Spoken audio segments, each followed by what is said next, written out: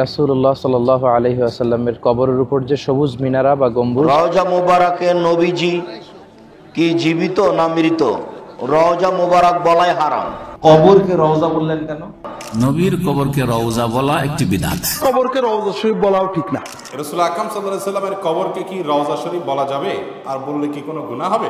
রাসূলুল্লাহর রওজা শরীফকে রওজা বলা যাবে না, যে বলবে সেও কাফের। বাংলাদেশে খান্নাস আছে, এই খান্নাসের নাম আব্দুর রাজ্জাক বিন ইউসুফ সাহেব দাবি করেছেন আল্লাহর হাবিব রাসূল আকরাম সাল্লাল্লাহু আলাইহি ওয়াসাল্লামের পবিত্র কবর শরীফকে রওজা শরীফ বলা ঠিক না। সেক্ষেত্রে তিনি কিছু যুক্তি দাঁড় করিয়েছেন। আসসালামু আলাইকুম রাহমাতুল্লাহ। সম্মানিত দর্শক শ্রোতা, আশা করি সকলেই অনেক অনেক ভালো আছেন।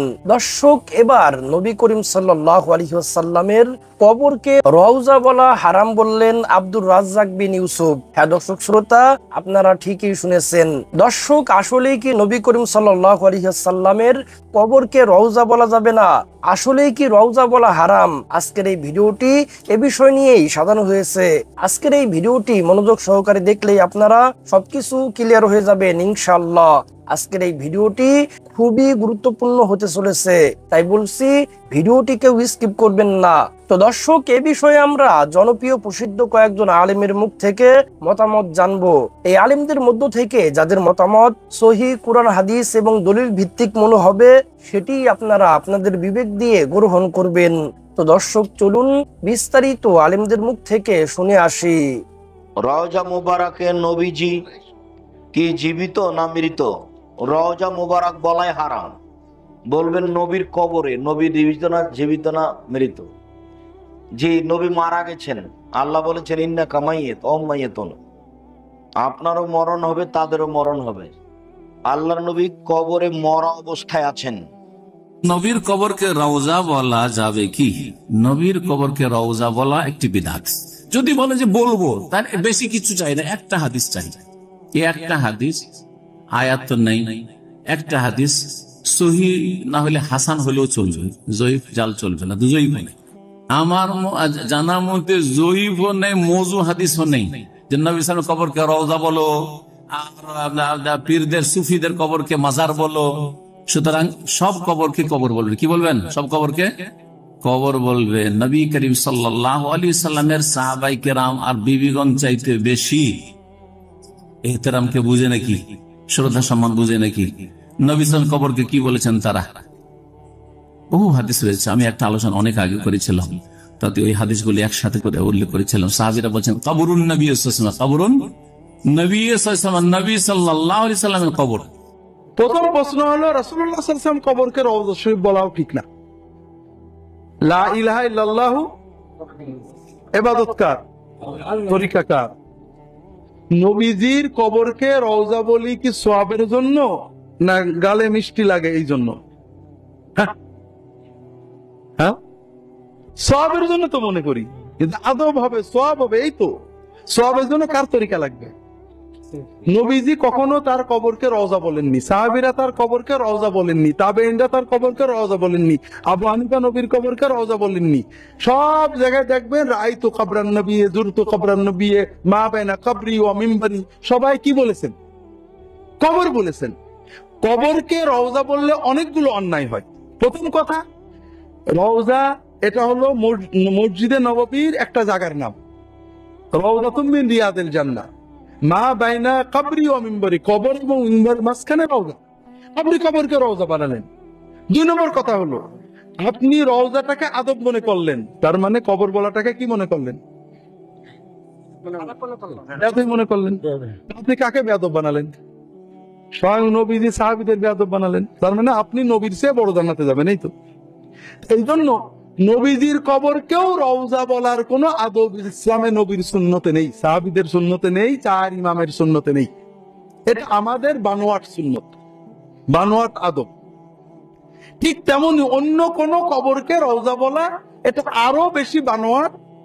রওজাকে, কবরকে রওজা বললেন কেন? কবর কি রওজা? রাসূল সাল্লাল্লাহু আলাইহি ওয়াসাল্লাম বলছেন, যারা হজে যাবেন সাবধান। আমার আলোচনা যারা শুনছেন হাজিরা সারা পৃথিবীতে, তারা মনে রাখবেন, এই চিন্তা করে আপনি সালাম বহন করে নিয়ে যাচ্ছেন আর আমি সালাম দিলাম, দুইজন নারী আকীদা কি নষ্ট। মা বাইনা বাইতি ওয়া মিম্বারি রাউযাতুম মিন রিয়াদিল জান্নাহ। রাসূল সাল্লাল্লাহু আলাইহি ওয়াসাল্লাম বলেছেন, আমার মেম্বার আর আমার বাড়ি এর মাঝখানে যে জায়গাটা, এইটা হলো কি রওজা। তো সুফিরা রওজাটার মধ্যে কবরকে ঢুকাই দিছে, কি জন্য জানেন? বুঝতে হবে, এই রওজাতে ইবাদত হয়। যদি রওজার মধ্যে কবর ঢুকাতে না পারি, তাহলে আল্লাহর নবীর ইবাদত চলবে না। তো ওই জন্য নবীর কবরের সামনে দাঁড়ায় কি করে? দরুদ পড়ে, চাই আল্লাহ আমার সব নিয়েই হয়েছে, একটা বেটা হয়নি। আল্লাহ রাসূল, তুমি আল্লাহকে বলো আমার জন্য আল্লাহ একটা বেটা দেয়। এটা আমার নিজে কানে শোনা, আল্লাহ রাসূলকে চাচ্ছে, আল্লাহ রাসূল আমার মেয়ের বিয়ে হয় না, বিয়ের ব্যবস্থা করে দিন। কি নষ্ট আকীদা! হজ করতে গিয়ে এই আকীদা যদি কেউ পোষণ করে, তার হজ হবে না। তো নবীকে আগে চিনেন। নবী কি নূরের তৈরি না মাটির তৈরি?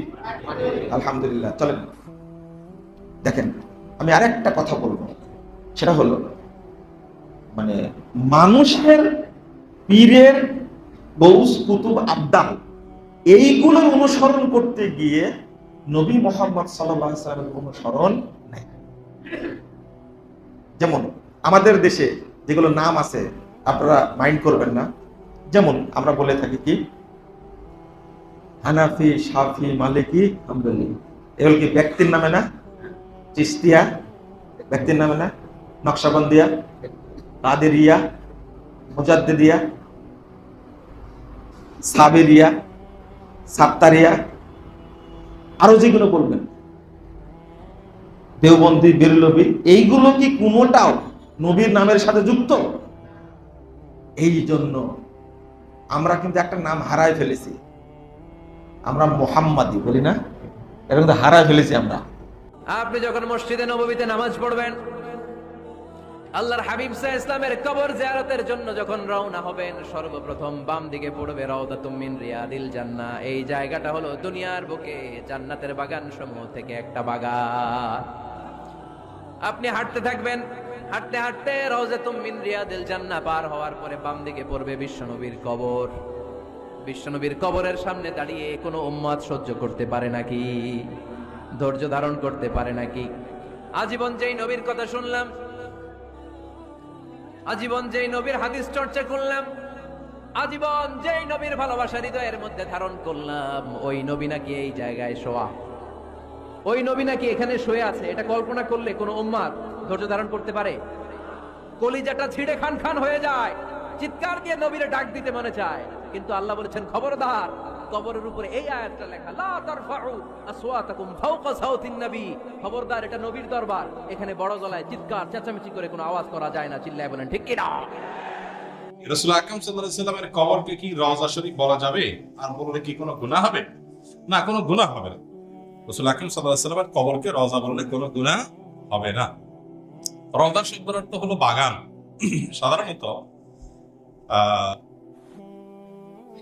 ফুলের বাগান, এরকম ভালো বাগান, সুখের ঠিকানা, রওজা বলতে এগুলো বোঝানো হয়। নবী করিম সাল্লাল্লাহু আলাইহি ওয়াসাল্লাম তিনি জান্নাতি, এ ব্যাপারে কোনো সন্দেহ আছে? অসন্দেহ। অতএব জান্নাতীদের ব্যাপারে নবী করিম সাল্লাল্লাহু আলাইহি ওয়াসাল্লামের একটা হাদিস আছে যে কবরে সওয়াল জবাবে মুনকার নাকিরের সওয়াল জবাবে যারা সঠিক উত্তর দিতে পারবেন, জান্নাতি হিসাবে যারা বিবেচিত হবেন, নির্বাচিত হবেন, তাদের কবর এটার সাথে জান্নাতের কানেকশন হয়ে যাবে। তখন তারা জান্নাতের নিয়ামত ওই কবরে ভোগ করতে পারবে অলৌকিকভাবে, অদৃশ্যভাবে, যেটা আমরা বুঝবো না, আজ করবো। আল্লাহ তাআলা সেই নিয়ামত তাদেরকে দিবেন। তাহলে তো ওই অর্থে তার কবর অন্তত এটাকে রওজা তো বলাই যায়, যেহেতু তিনি জান্নাতে এবং জান্নাতের বাগানে আছেন, সে অর্থে রওজা বলা যেতে পারে। আবার সেই সাথে আল কবর রাউযাতুম মিন রিয়াদিল জান্নাহ, কবর এটা জান্নাতের বাগান সমূহের একটি। তো যদি সেটা নেকামলকারী মানুষের, ইমানদারের কবর হয়, সে অর্থে এটা রওজা হতে পারে। কিন্তু রাসূল আকরাম সাল্লাল্লাহু আলাইহি ওয়াসাল্লাম কবরকে কবর বলা, এটা সাহাবীদের ভিতরে প্রচলন ছিল ব্যাপকভাবে। সাহাবীরা রাসূল আকরাম সাল্লাল্লাহু আলাইহি ওয়াসাল্লামের কবরকে কবরই বলতেন।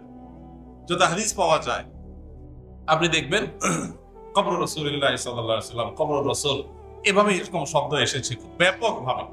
তাহলে রাসূল আকরাম সাল্লাল্লাহু আলাইহি ওয়াসাল্লামের কবর বললে অসম্মান হবে, বেয়াদবি হবে, কবর বলা যাবে না, এরকম যদি কেউ মনে করে সেটা নিছক বাড়াবাড়ি এবং একেবারে পরিষ্কার ভ্রান্ত ধারণা। কারণ সাহাবীরা বা বিভিন্ন হাদিসে, বিভিন্ন আসলাফে নবী করিম সাল্লাল্লাহু আলাইহি ওয়াসাল্লামের কবরকে যে কবর বলেছেন, সেখান থেকে বোঝা যায় যে এই কবর এটা কবরই, এটাকে কবর বলাতে কোনো অসুবিধা নাই। কেউ যদি আপনার এটাকে রওজা বলে তাহলে সেক্ষেত্রে তিনি কোনো ভুল বলেছেন, অন্যায় করেছেন, ব্যাপারটা সেরকমও। মূলত এটা কবর, রওজা বললে সমস্যা নাই। রসুলের কি মুবারক, কবর বলতে কি আপনার কষ্ট পাইছেন? আমি কিন্তু কবর বলি সওয়াবের আশায়। কিসের আশায়? হাদিসে কবর আসছে, মারারতু বিকবরি রাসূলিল্লাহ। সাহাবা বলছে রসুলের কবরের পাশ দিয়ে অতিক্রম করলাম, তো সাহাবা সওয়াব পাইবে, আমি পাবো না? কোন হাদিসে পাই নাই রসুলের কবরকে রওজা, আমি পাই নাই। যদি কেউ পান আমার জানাই দিন, পাইলে আমিও কবো। রওজা বলা গুনাহ এটা আমি বলছি না, রওজা বলা জায়েজ, তো সওয়াব হবে কিনা এটা আমি জানি না। যদি সওয়াব হয় আমার জানায়েন তো আমি বলবো। বাকি কবর বললে সওয়াব যে আছে অসংখ্য অগণিত হাদিসে আছে, কবর রাসূলিল্লাহ, রাআইতু কবর রাসূলিল্লাহ, মারারতু বিকবরি রাসূলিল্লাহ। শুধু তাই না, হযরত ওমর ইবনুল খাত্তাব রাদিয়াল্লাহু তাআলা আনহু ইবনে মাজাহ 3999 নাম্বার হাদিসে আছে, খরাজা উমর ইয়াওমান মিন বাইতিহি ইলা মসজিদ রাসূলিল্লাহ সাল্লাল্লাহু আলাইহি সাল্লাম ফাওয়াজাদা মুআয ইবনে জাবালিন ইনদা কবরিন নবী সাল্লাল্লাহু আলাইহি সাল্লাম। কি বলছে? কবর। কি বলছে? ওলামায়ে কেরাম কষ্ট পায় না, আমি কবর বলি, হাদিসে কবর পাইছি, রওজা এখনো পাই নাই। পাইলে কেউ জানায় দিবেন, ইনশাআল্লাহ আমিও বলবো। হ্যাঁ, রওজা কোন জায়গাটা? রাসূল বলছে যে রাসূলের কবর, আমাদের আয়েশা সিদ্দিকার যে ঘরটা রাদিয়াল্লাহু তাআলা আনহা, ওনার এই ঘর আর মিম্বর এর মাঝামাঝি জায়গাটাকে বলছে রাউযাতুম মিন রিয়াজিল জান্নাহ। এটা রওজা বলছে। এটা কি বলছে? রওজা বলছে। হ্যাঁ, ওইটাকে রওজা বলছে। 1999 তে রাষ্ট্রীয় মেহমান হয়ে ওই জায়গায় একদম স্পেশাল ভাবে দাঁড়ানোর তৌফিক আল্লাহ আমাকেও দিচ্ছে। ওই জায়গাটাকে রাসূল আকরাম সাল্লাল্লাহু আলাইহি সাল্লাম রওজা বলছে। তো ওইটাকে তো বলে নাই হাদিসে। হ্যাঁ, রওজা বললে গুনাহ হবে না নিশ্চিত, কিন্তু সওয়াব হবে কিনা ভাই এটা আমার জানা নাই। সওয়াব হতে হলে অবশ্যই কোরআন সুন্নাহ থাকতে হবে। রাসূলুল্লাহর রওজা শরীফকে রওজা বলা যাবে না যে বলবে সেও কাফের। কিছু মৌলবী আজকাল বের হইছে রাসূলুল্লাহর রওজা শরীফকে রওজা বলা যাবে না বলে। কোথা থেকে এই মাঝে মধ্যে বিচি টাইপের মৌলবী বের হয়, এগুলো দেখছি লাস্টিং করে 2 বছর। কয় বছর? 2-4টা বিষয় মুখস্থ করে নিছে, বাদ চলতেছে। আজকে কিছু মৌলবী বের হইছে, এই যে বিসি মৌলবী, হেরা কয় রাসূলুল্লাহর বাবা মা বেহেশতি না। আমি সবসময় তাদের বিরুদ্ধে চরমপন্থী, কাফের মুশরিক জিন্দিক আর বাতিলের বিপক্ষে আমি চরমপন্থী। পূর্বে ইমামদের মধ্যে দ্বন্দ্ব ছিল। দ্বন্দ্ব কি ছিল? রাসূলুল্লাহর বাবা মা মুমিন কি মুমিন না। কিন্তু এই কথাটি নিয়ে কেউ দ্বন্দ্ব করে নাই যে রাসূলুল্লাহর বাবা মা মুমিন ছিলেন না কাফের ছিলেন। ইমামগণ দ্বন্দ্ব করছেন হকটা জানার জন্য।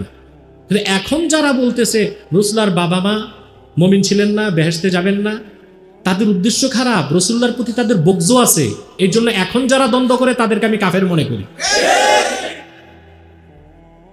তাদেরকে আমি, তাদের ভিতরে রাসূলুল্লাহর বগজ আছে। তারা খ্রিস্টানদেরকে সুযোগ করে দিচ্ছে। খ্রিস্টানরা এখন কথা তুলতেছে যে আল্লাহর হাবিবের উম্মত হয়ে তোমাদের লাভ কি? উনি তো ওনার বাবা মাকেই বাঁচাতে পারবেন না।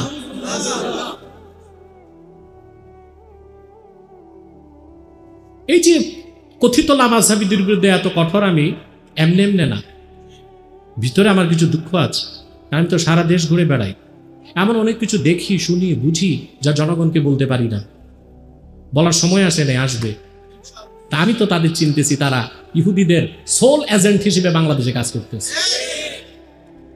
খ্রিস্টানরা প্রশ্ন তুলতেছে যে তোমাদের রাসূল মুহাম্মদ সাল্লাল্লাহু আলাইহি সাল্লাম বাবা মাকেই তো বাঁচাতে পারবেন না, উম্মতকে কিভাবে বাঁচাবেন?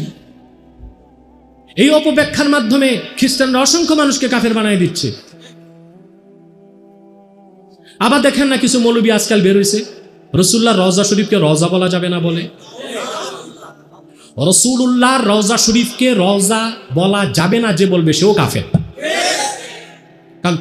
কারণ রাসূলুল্লাহর ব্যাপারে তারও বগজ আছে। কত বড় জাহেল নাদান হইলে এই কথা বলতে পারে? রাসূলুল্লাহর আদনা সে আদনা উম্মত, তার কবরের ব্যাপারে হাদিসে এসছে, সে যখন সব প্রশ্নের উত্তর দিয়ে দিবে তার কবরটা হবে রাউযাতুম মিন রিয়াজিল জান্নাহ। উম্মতে মুহাম্মাদীর ইমানদারের কবর যদি রওজা হয়, তো তত পূর্বের নবী আদম থেকে ঈসা পর্যন্ত তাদের কবর রওজা, আর সাইয়্যিদুল মুরসালিন সাল্লাল্লাহু আলাইহি ওয়াসাল্লামের রওজা শুধু তো রওজা না, জান্নাতুল ফেরদাউসের টুকরা। কোথ থেকে এই মাঝে মধ্যে এই বিচি টাইপের মৌলবি বের হয়, এগুলো দেখছি লাস্টিং করে 2 বছর। কয় বছর? 2-4টা বিষয় মুখস্থ করে নিয়েছে, বাদ চলতেছে। আপনি একটা বিষয় দেন, এই বিষয়ে ওয়াজ করেন, আধা ঘন্টা ওয়াজ করার যোগ্যতা নাই, বাস 7-8-10টা বিষয় মুখস্থ করে নিছে, আর বাঙালি তো হুজুগে বাঙালি গোমরাহির পিছে দৌড়াচ্ছে। মনে রাখবেন মুসলমান, ততক্ষণ পর্যন্ত আমি কারো বিরুদ্ধে কখনো বক্তব্য দেই না যতক্ষণ না দেখি তার বক্তব্য আল্লাহ তার রসুলের আজমতের খেলাফ যায় না। যখনই দেখি কারো বক্তব্য আল্লাহ তার হাবিবের আজমতের খেলাফ যায়, দিন ইসলামের খেলাফ যায়, বা তার বক্তব্যে কুফর হয়, বা তার বক্তব্য গোমরাহ হয়, তখন আমি দেখি না সে হাতি না মাসি, আমি তাকে পাকড়াও করি, আমি তাকে ধরি, এবং ধরার পর বেশি দিন টিকে না। আলহামদুলিল্লাহ, এটা নূর নবী সাল্লাল্লাহু আলাইহি সাল্লামের নজরে করম।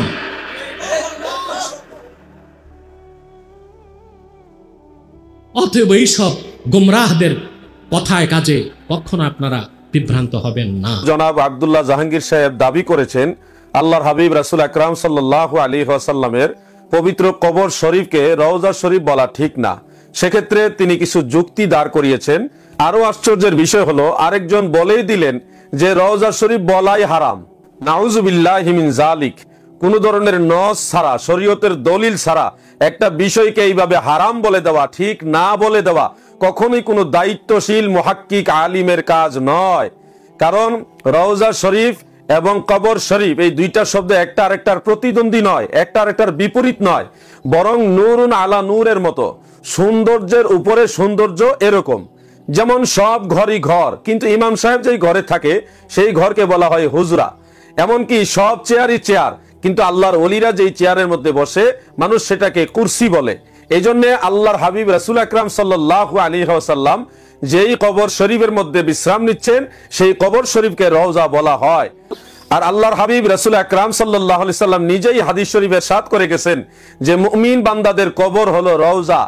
যেমন ইমাম বাইহাকি রাহমাতুল্লাহ আলাইহির ইসবাতু আযাবিল কবর ওই কিতাবের 68 নং হাদিসের মধ্যে উল্লেখ করেছেন।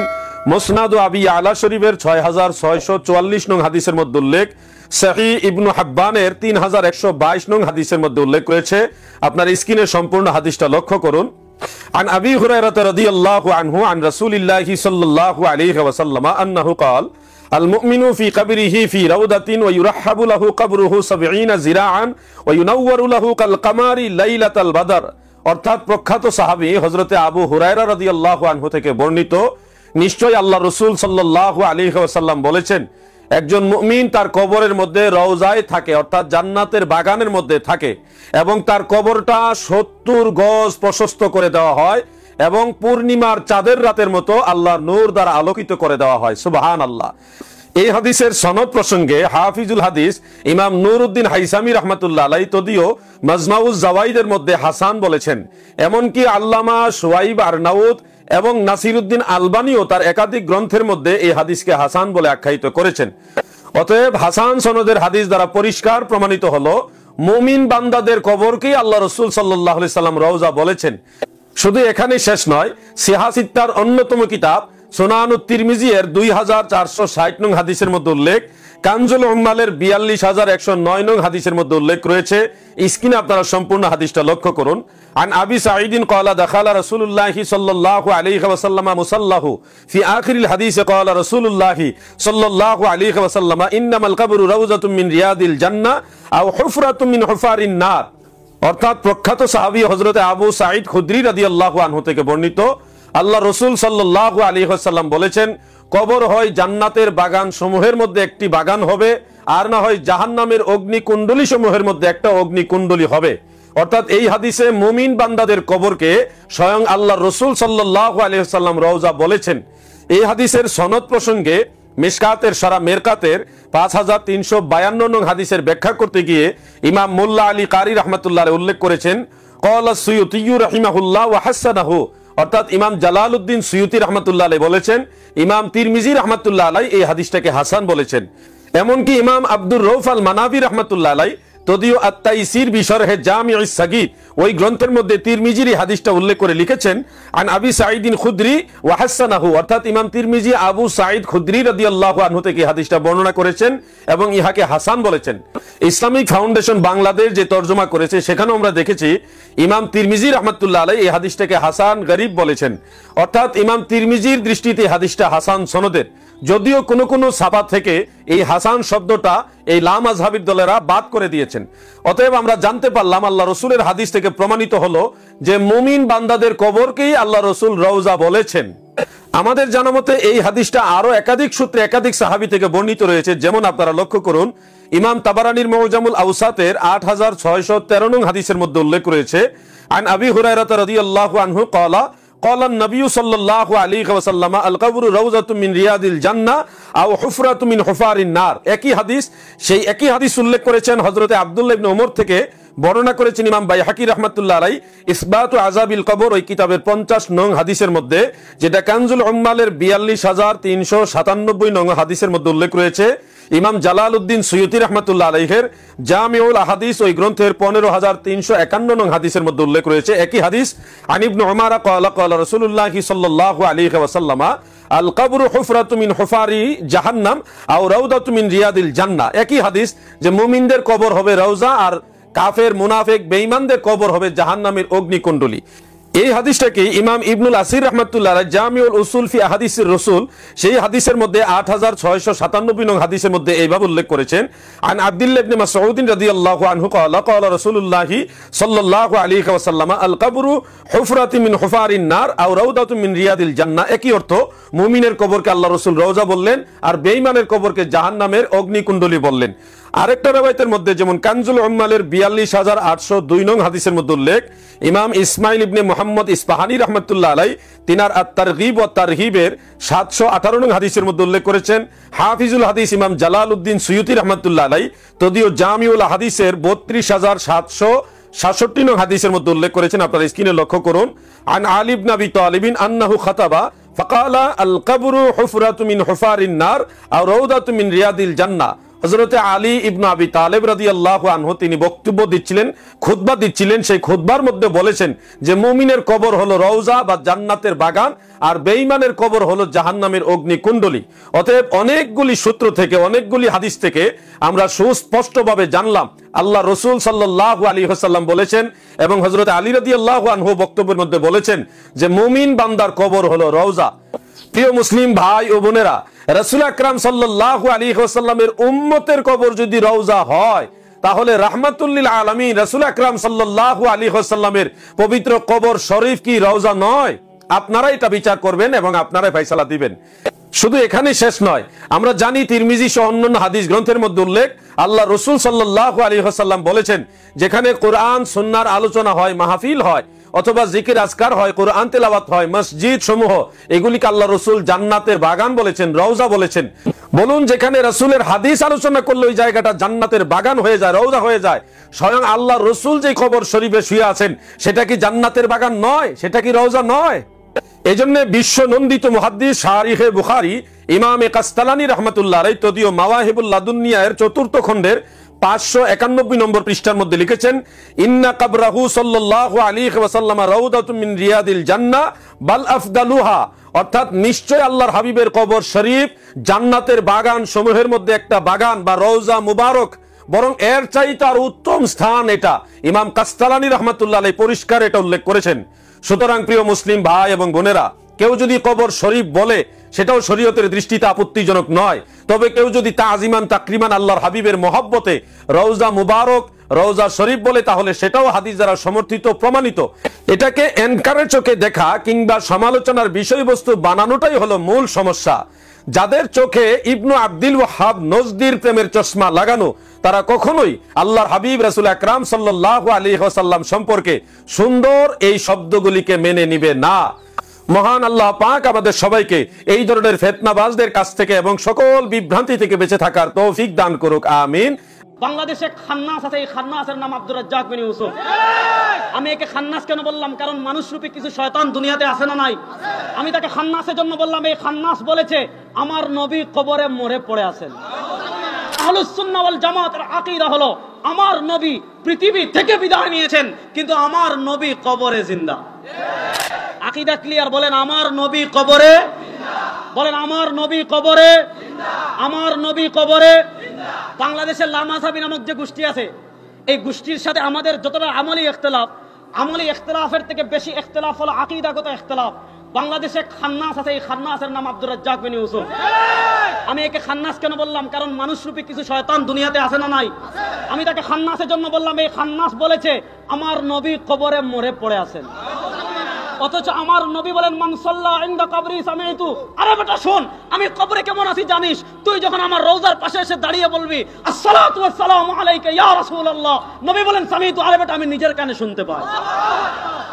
আর ওমান সাল্লা না ইয়ানু বলিতু, নবী বলেন তোর টাকা নাই, পয়সা নাই, তুই মদিনায় আসতে পারিস নাই, কিন্তু তোর অন্তরটা নবীর মহব্বতে ভরা, তোর অন্তরটা নবীর ইশকে ভরা, কিন্তু তুই মদিনার রওজায় একপাশে দাঁড়াইতে পারিস নাই। হাবিব বলেন চিন্তা করিস না, ইন্না লিল্লাহি সারায়া মিনাল মালাইকা, ইন্না লিল্লাহি মালাইকাতান সাইয়াহিনা ফিল আরদ। আল্লাহ রাব্বুল আলামিন পৃথিবীতে একদল ফেরেশতা নিযুক্ত করে রেখেছেন, তাদের আর কোনো ডিউটি নাই, তাদের আর কোনো দায়িত্ব নাই, তারা পৃথিবীতে ঘুরতে থাকেন আর দেখেন কোথাও কোনো নবীর বান্দা দুরূদ পড়ছে কিনা, সালাম পড়ছে কিনা। তারা ওই দুরূদ ও সালাম পড়লে এই দুরূদ কসবায় থাকে না, এই সালাম কসবায় থাকে না। ফেরেশতারা ওই দুরূদ ও সালাম নিয়ে নবীর সোনার মদিনার রওজা আকদাসে পৌঁছায় দেন। আর দলিলের দিকে যাচ্ছি না, দলিল দিলে অসংখ্য দলিল দেওয়া যাবে, শুধু একটা দলিল দিলাম। তাহলে বলেন আমার নবী কবরে জিন্দা না মুর্দা? আর আসতে বলেন, জোরে বলেন আমার নবী কবরে জিন্দা না মুর্দা? হযরত ইমাম বাইহাকী রাহমাতুল্লাহ আলাইহি উলামা ইকরাম কোট করবেন। ইমাম বাইহাকী রাহিমাহুল্লাহ ইন্তেকাল করেছেন 454 বা 57-তে। হযরত ইমাম বাইহাকী রাহিমাহুল্লাহ আজ থেকে 1000 বছর আগের ইমাম। ইমাম বাইহাকী রাহিমাহুল্লাহর যুগে, ইমাম বাইহাকী রাহিমাহুল্লাহর ইসলামের প্রথম 400 বছরে হায়াতুল আম্বিয়া মাসআলায় কোনো ইখতিলাফ ছিল না। তখন প্রথমে কমবক্ত এই মাসআলা ইখতিলাফ করেছিল। সে বলেছিল আমার নবী কবরে মরে পড়ে আছেন। ওই কমবক্ত বলেছিল আমার নবীর শরীর কবরে পচে গলে হাড্ডি হয়ে গিয়েছে। ইমাম বাইহাকী খণ্ডন করে কিতাব লিখেছিলেন হায়াতুল আম্বিয়া নামে। সেই কিতাব আজও উলামা ইকরামের কাছে আছে। আমাদের ভারত উপমহাদেশে উলামা ইকরাম জানেন একটা ফিরকা ছিল, ওই ফিরকার নাম আগাখানী ফিরকা। ওই আগাখানী ফিরকা আকীদা প্রচার করেছিল নবী কবরে মরে পড়ে আছেন। মাওলানা মনজুর রহমানী কিতাব লিখেছেন মাসআলাতু হায়াতিন নবী।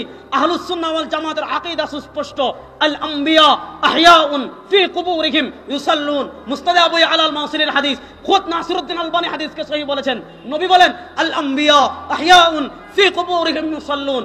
বাবা আদম থেকে নিয়ে নবী মুহাম্মদ সাল্লাল্লাহু আলাইহি ওয়াসাল্লাম পর্যন্ত আল্লাহ যত নবী পৃথিবীতে পাঠিয়েছেন, আল্লাহ যত রাসূল পৃথিবীতে পাঠিয়েছেন, আহইয়াউন সবাই কবরে জীবিত। কি করছেন? নবী বলেন ইউসাল্লুন, সবাই কবরে নামাজ পড়ছেন।